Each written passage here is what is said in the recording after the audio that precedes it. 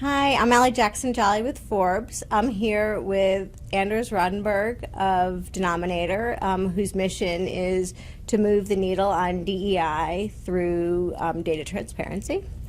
So, Anders, let's start. I would say, arguably, data transparency isn't the sexiest of topics for most people. And yet one thing that we're thinking about a lot is impact investing. Impact investing is purposeful investing in things that return benefits for social good while giving a financial return. And I think the latest stat I saw was that in 2022, more than $1 trillion with a T dollars were aimed towards impact investing. You were talking to me a bit about how data transparency is creating more access to impact investing for more of us beyond just the gigantic funds. Can you talk to me a little bit about that? Yeah, definitely. And again, yeah, data, many people think it's something boring, but it is really the foundation for a lot of the change. So it's not a sexy area, as you said, but I actually believe it's one of the most critical if we want real change, because it basically helps determine the capital flows. And let me give an example here. Around for 130 years or more, we're used to quantifiable, standardized data in financial information. We also have that in cyber risk, and again, these are risk areas where we then have different decisions based on it. We also have it in sustainability and impact, a lot on the E, on the environmental side, on carbon data and others. But it's quantifiable, standardized data that is the foundation for taking these investment decisions.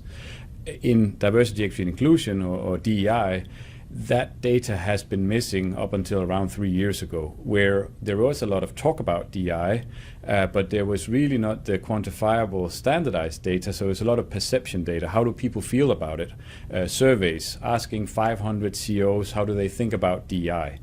And this is really not what drives investor decisions, either on an institutional investor from the financial institutions, or even the retail investor that is going to choose a retirement fund.